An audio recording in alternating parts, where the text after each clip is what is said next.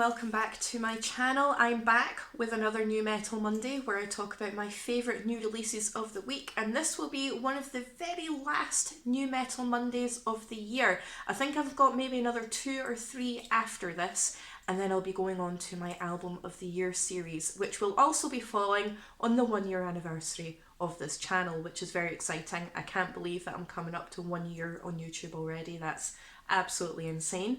But today I've got 4 brand new albums that I want to talk about, and a little bit of news that we all received in the metal world this week as well. So I'm just going to get straight into this. Okay, so first up, of course, I have the absolutely legendary Suffocation with Hymns from the Apocrypha, and it's the 9th studio album from the American death metal icons. So after a 6-year break between the last record and this new one, and with a new vocalist, the death metal icons are back, and this record is absolutely insane. This goes hard, it's brutal, and it's just brilliant. It's incredibly ferocious, brutally heavy, lots of really cool chugging riffage, completely unrelentless, proper demonic deep gutturals, and the drumming in this is absolutely insane. It is so thunderous. I absolutely love the guitar work in this. The solos are absolutely killer, really intricate shredding, and I just absolutely loved this record. Incredibly heavy.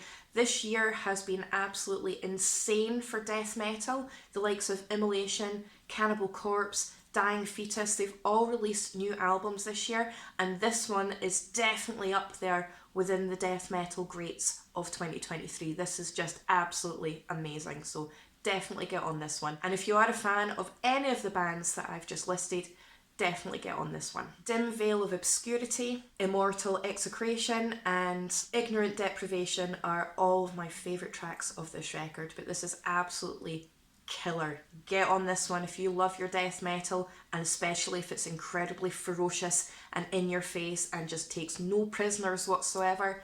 This one is for you.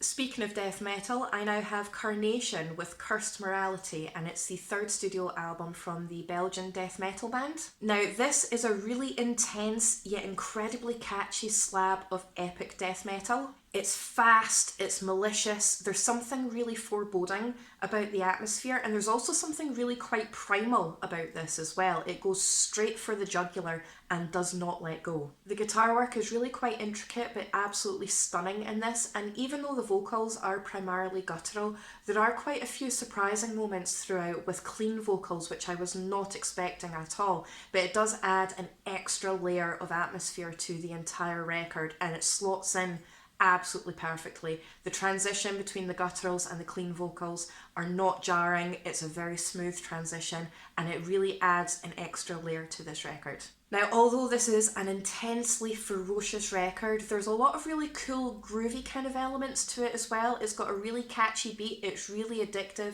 and it's a really fun record to listen to. So if you are a fan of Memoriam, Bloodbath, Cannibal Corpse, these guys are for you. Herald of Demise and Metropolis are my favourite tracks of this record, but I really enjoyed this one, and I love the album artwork on this as well. Really fun record to listen to, so if you like your death metal with a bit of a groove element on top, definitely get onto this one. Okay, so next up, I'm coming away from the death metal genre and going into the black metal world, and I have Fedra with Militant, Penitent, Triumphant, and it's the 2nd studio album from the Swedish atmospheric black metal solo project. So this is a mysterious solo black metal project with absolutely no identification to speak of, and even though it is a relatively new project, the musician or artist behind the solo metal project has been in the metal scene since the 90s, so they are well established despite the fact that this is a brand new project, but they've decided to keep their identity a secret to let the music speak for itself, basically. And they take a lot of elements from the 90s Scandinavian black metal scene,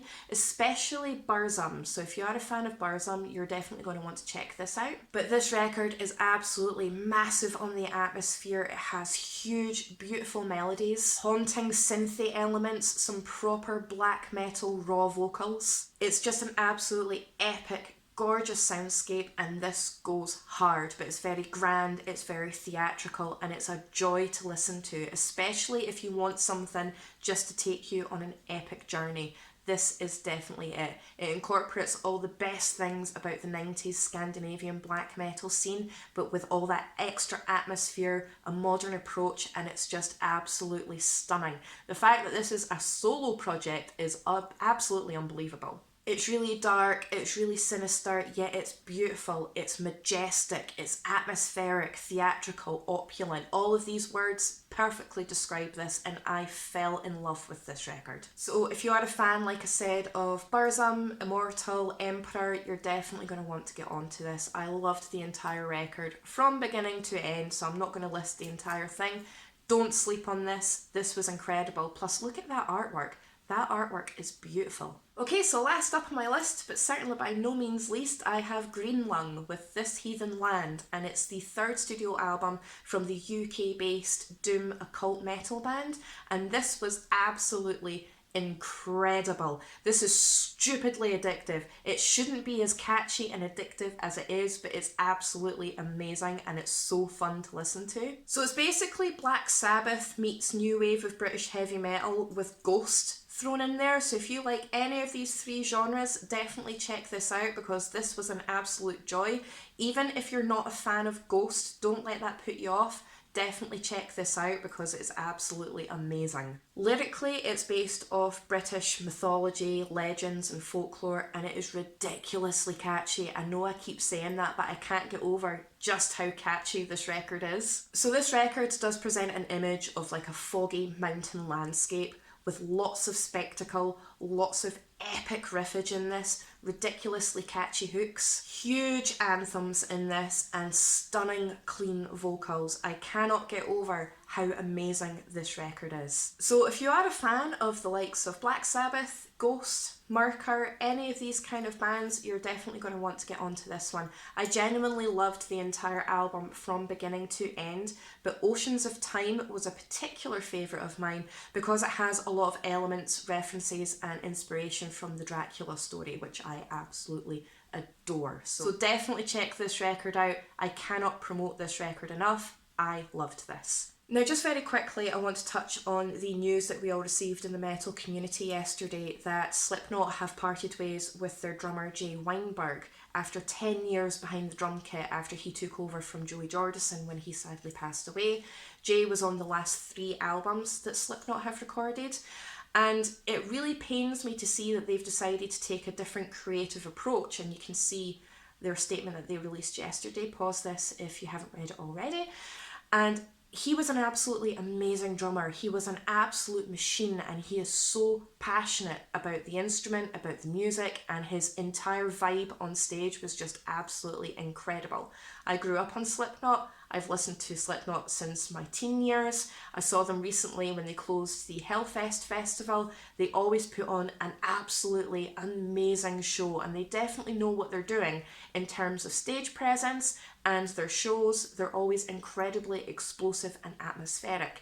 But their last album was a huge disappointment for me. I don't know what kind of approach that they want to take based on the last album and the fact that they seem to be going through quite a lot of members in recent years, in quick succession anyway, and I don't know what way they're going to deviate creatively, but based on what's happened recently and their last album, I don't see their future panning out too well, and honestly I think they should just call it quits whilst they're ahead before they put out another disappointing album. It's just my personal opinion, but I will be watching this very closely to see what happens, especially because they have suddenly decided to part ways with Jay. Whether there's an underlying issue there and they're just calling it out on creative purposes as an excuse, I don't know. It's just personal speculation here, but honestly I think they should just be calling it quits now instead of just banking on the Slipknot name to put out music. So that's it for this week's New Metal Monday. Let me know what your opinion is on the whole Slipknot fiasco. What's happening in the Slipknot camp? Do you think they should carry on, or do you think they should call it quits as well whilst they're still ahead?